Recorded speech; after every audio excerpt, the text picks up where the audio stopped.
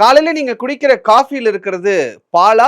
இல்ல கெமிக்கலா? இந்த கேள்விய கேட்கறது நான் கிடையாது. மகாராஷ்டிராவுடைய FDA. ஏன்னா, இப்ப அங்க ஒரு பெரிய ஸ்கேம் ஒண்ண கண்டுபிடிச்சிருந்திருக்காங்க. கடந்த 6 மாசத்துல 2.25 கோடி லிட்டர் போலி பால் மார்க்கெட்டுக்கு வந்திருக்கு. மகாராஷ்டிரால இப்ப வெடிச்சிருக்கக்கூடிய இந்த ஸ்கேண்டல கேட்டா, இனிமேல் பால் பாக்கெட்ல இருக்கிறது பால் தானா?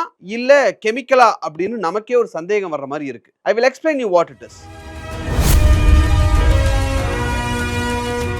வணக்கம் நேர்களே. ஜூன் 11 ஒரு ஆபீசருக்கு ஒரு ரகசிய தகவல் ஒண்ணு கிடைக்குது. அவர் யார்கிட்டயும் சொல்லல, பிரஸ்ஸுக்கு சொல்லல, பப்ளிக்கும் தெரியாது. 23 நாள் ஒரு கும்பல நிழல் மாதிரி கம்ப்ளீட்டா ஃபாலோ பண்றாங்க. ஜூலை 4ஆம் தேதி காலையில பொருள் டெலிவரி நடக்கிற அந்த ஒரு சரியான நேரத்துல ஆக்ஷன் எடுக்கிறாங்க. நேரடியா போய் கையும் களவுமா ஒரு டீமை அரெஸ்ட் பண்றாங்க. FDA சொல்றத படி பார்த்தா பாக்கெட் பால் அப்படிங்கிறது பால் இல்லை, அதுல கெமிக்கல்ஸ் கலக்குறாங்க. மகாராஷ்டிரால சேல் பண்ணப்பட்ட குறிப்பிட்ட இடங்கள்ல சேல் பண்ணப்பட்ட அந்த பால்ல கெமிக்கல்ஸ் கலக்குறாங்க. என்னென்ன கெமிக்கல்ஸ் கலக்குறாங்க அப்படின்னா, ஸ்கிம்டு மில்க் பவுடர், அது ரொம்ப மட்டமான பால் பவுடர் கலக்குறாங்க. வே பவுடர் கலக்குறதாவும் சொல்றாங்க. பெர்மியேட் பவுடர் அப்படின்னு ஒரு பவுடர் கலக்குறாங்கன்றாங்க.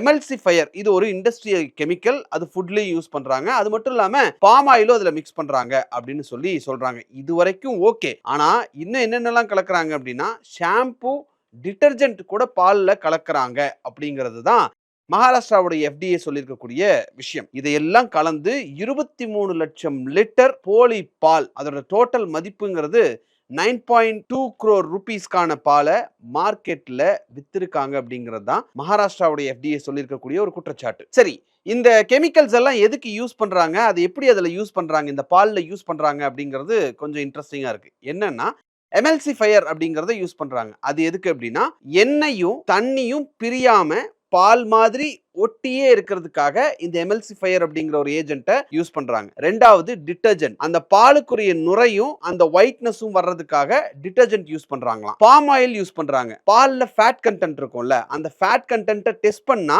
அந்த ஃபேட் கண்டென்ட் கரெக்டா இருக்கணும் அப்படின்றத காட்டுறதுக்காக பாம் ஆயில் யூஸ் பண்றாங்க. லேப் டெஸ்ட் கூட ஏமாத்துற அளவுக்கு கரெக்டான விகிதத்துல இத கலக்கணும், அதையும் அவங்க பண்றாங்க அப்படிங்கிறதையும் FDA சொல்றாங்க. இத குடிச்சது யாரு? நம்மள மாதிரியான ஆட்கள், குழந்தைகள், கர்ப்பிணிகள், வயசானவங்க, சாதாரண மக்கள். இந்த ராக்கெட் எப்படி ஆக்சுவலா ஒர்க் பண்ணுது அப்படின்னா, இது ஒரு ஆர்கனைஸ்டு நெட்வொர்க் அப்படின்னு சொல்லி FDA அதிகாரி சொல்றாங்க. ஒரு சிட்டில இது நடக்கல, 5 டிஸ்ட்ரிக்ட்ல நடந்திருக்கு. பூனே, அகல்யா நகர், சோலாப்பூர், ஜல்னா, தானே மாதிரியான 5 டிஸ்ட்ரிக்ட்ல ஒரு சிண்டிகேட் ஃபார்ம் பண்ணி இவங்க இத பண்ணிருக்காங்க. தரம் குறைஞ்ச மில்க் பவுடரை வாங்குறாங்க.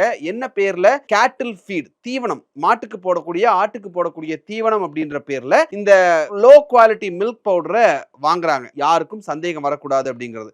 மொத்தமா வாங்கினது 2.25 லட்சம் கிலோ மில்க் பவுடர் வாங்கியிருக்காங்க. அது கூட டிட்டர்ஜென்ட்டை கலந்து, பாம் ஆயில கலந்து, கெமிக்கல் அடிக்டிவ்ஸை கலந்து நிஜ பால் மாதிரியே ஒரு அப்பியரன்ஸை கொண்டு வராங்க. பார்க்கிறதுக்கு பால் மாதிரியே இருக்கும். டெஸ்ட் பண்ணீங்கன்னா ஃபேட் பர்சன்டேஜ் ஒரே மாதிரி இருக்கும். ஆனா பால் வேற, இந்த கெமிக்கல் கலவை வேற. கடைசி ஸ்டெப் இதுல அவங்க என்ன பண்றாங்க அப்படின்னா, டெஸ்டிங் போறப்ப மாட்டிக்க கூடாது அப்படின்றதுக்காக இந்த சிந்தட்டிக் பால், அதாவது இந்த கெமிக்கல் கலவை இருக்குல்ல, அதுல ஒரு 10-15% ரேஷியோவை ஒரிஜினல் பாலை கலந்துடுறாங்க. அதனால சாதாரண டெஸ்டிங் போனா எந்த ஒரு சந்தேகமும் வராது, அந்த ஸ்மெல்லையும் எந்த டிஃபரன்ஸும் தெரியாது. இப்படி தயாரிச்சது மட்டுமே 23 லட்சம் லிட்டர் பால். நாம ஜெனரலா என்ன சொல்லுவோம், நாம பிராண்டட் பால் தான்ப்பா வாங்குறேன், எனக்கு எந்த பிரச்சனையும் இல்லை அப்படின்னு நாம நினைக்கலாம். ஆனா மும்பை போலீஸ் கிரைம் பிரான்ச் இதே மாதிரி ஒரு ராக்கெட்டை மும்பைல, மகாராஷ்டிரால கண்டுபிடிச்சிருக்காங்க. அது என்ன அப்படின்னா, பிரபல பிராண்ட்ஸ் உடைய பாக்கெட்டை சீலை உடைச்சு ஓபன் பண்ணி, அந்த சீல்டு பவுச் இருக்குல்ல, அதுல கவனமா ஓபன் பண்ணி உள்ள இருக்கக்கூடிய ஒரிஜினல் பால், நிஜமான பாலை உறிஞ்சி எடுத்துட்டு அதுக்கு பதிலா கண்டாமினேட்டட் வாட்டர், இந்த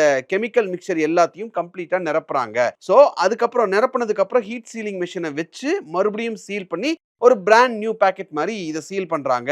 அதுக்குள்ள இருக்கிறது விஷம் அப்படின்னு சொல்லியிருக்காங்க. இந்த பாலை குடிச்சா liver damage, kidney disease, digestive system disease நிறைய வரும் அப்படின்றதெல்லாம் டாக்டர் சொல்றாங்க. அது எல்லாமே ஒரு பக்கம் இருந்துட்டு தான் இருக்கு. பட் இந்த கேஸோட சீரியஸ்னஸ் நீங்க புரிஞ்சுக்கணும் அப்படின்னா, பம் அப்படின்ற ஒரு ஊர்ல ஒரு ரெய்டு ஒன்று நடக்குது. அங்க 61 பேக்ஸ் ஆஃப் மில்க் பவுடர், ரொம்ப லோ குவாலிட்டி மில்க் பவுடரை கண்டுபிடிக்கிறாங்க. அந்த ஊர் தான் தினமும் லட்சக்கணக்கான லிட்டர் பாலை எக்ஸ்போர்ட் பண்ணக்கூடிய ஒரு ஊர்.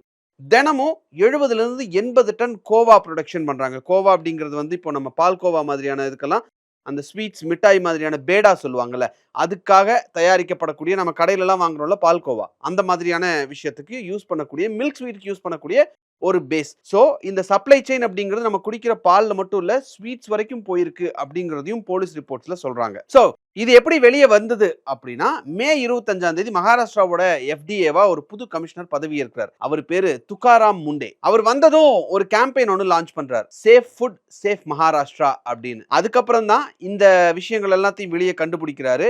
ஆக்ஷன் 13 பேர் அரெஸ்ட் பண்ணியிருக்காங்க. 23 பேர் மேல கேஸ் போட்டிருக்காங்க. 5 கம்பெனி மேல அந்த ஃபுட் லைசன்ஸை கேன்சல் பண்ணியிருக்காங்க. ஏறக்குறைய 1.5 கோடி ரூபாய் மதிப்பு இருக்கக்கூடிய கலப்பட கெமிக்கல்ஸை அவங்க கண்டுபிடிச்சு பறிமுதலும் பண்ணியிருக்காங்க. இதுக்கான கிங் பின் யார் அப்படிங்கிறத கண்டுபிடிச்சு சுஷாந்த் ஹிஞ்ச் அப்படிங்கிற ஒருத்தரை அரெஸ்டும் பண்ணியிருக்காங்க.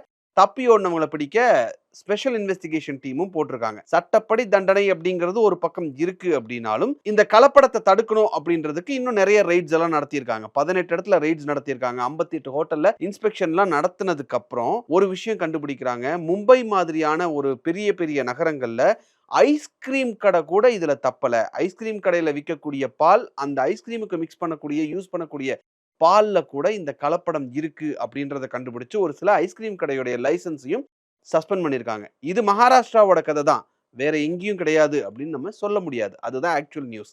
ஸோ மகாராஷ்டிராவில் இது நடந்திருக்கு, எனக்கு இதுக்கு சம்மந்தம் இல்லை அப்படின்னு நம்ம நினைக்கலாம். நம்ம திருப்பதி லட்டு கான்ட்ரவர்சி எல்லாம் கூட வந்தது இல்லை, ஸோ அது ஆந்திராவில் நடந்தது அப்படின்னாலும் எல்லாருக்கும் ஒரு ஹிட் இருந்தது இல்லை.